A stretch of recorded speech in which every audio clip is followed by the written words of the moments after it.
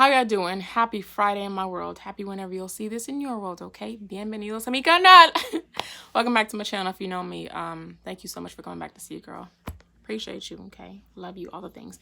If you do not recognize this face right here, my bad. My name is Latrice. Nice to meet you. And this right here is Faith by Latrice. Yes, where faith is the muscle we exercise around here. Now let's get on into it. No dilly-dallying. Mira, bien rápido porque tengo que ir. This verse right here. Oh, Jesus. From Job 10, verse 12, New King James Version. It says, oh my gosh. I think this is Job talking, actually. He said, you have granted me life and favor. He's talking to God here. You have granted me life and favor, and your care has preserved my spirit. Matter of fact, el tema de hoy is, can you still see it? Part 2. Oh my gosh. Okay. So real quick in the little, what it says right here. It says the Bible talks about kindness quite a lot.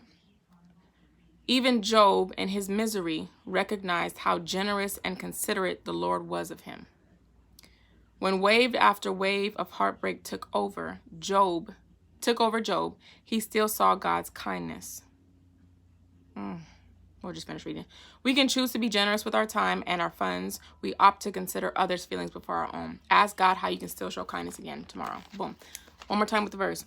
You have granted me life and favor, and your care has preserved my spirit. Now, if you think about what those words are saying and who's saying them, the book of Job, if you know anything about the Bible, if you've heard of Job, right?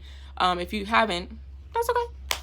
So once we skip a few, basically in a little tiny little nutshell, Job was a man who loved God. He trusted God. My eye twitching. He trusted God. He believed God. He was for God. His heart was toward God, right? It was like, he was like basically me and God locked in for life. Boom. So once we skip a few, God had given the devil permission. That's a whole word by itself. God gave the devil permission to touch him, to do stuff to him, right? So he lost his children, all of his children. He lost his livelihood. He lost his cattle, his ox, all the things that brought him provision into his house. Well, God brings provision, but you know what I mean.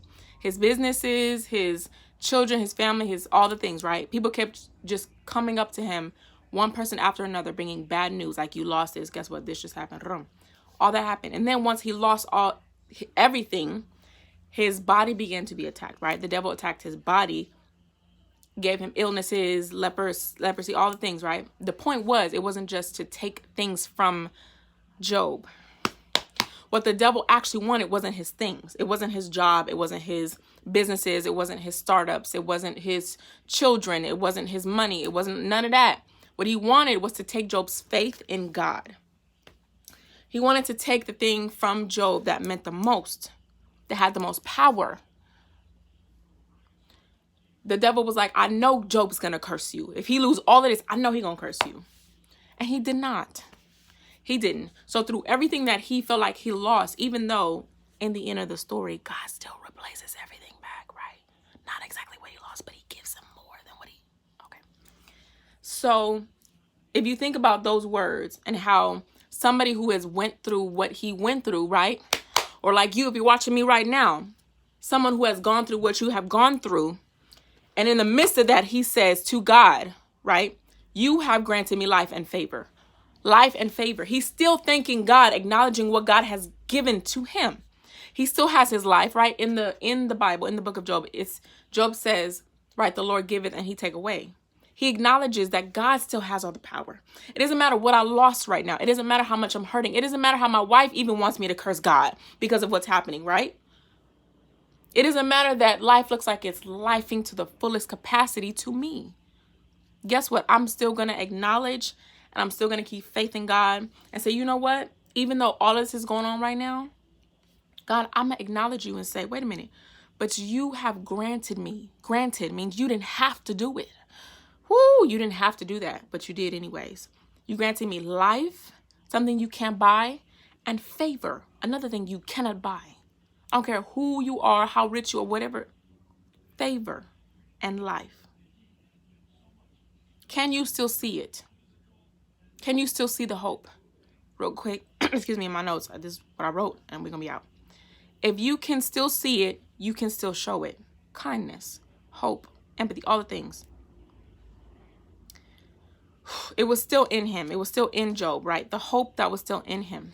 And somewhere, I believe in the book of Timothy, Paul is telling Timothy, fan the flame of the gift of God. Fan that little flame. Fan the ember. Don't let the fire go out. Jesus.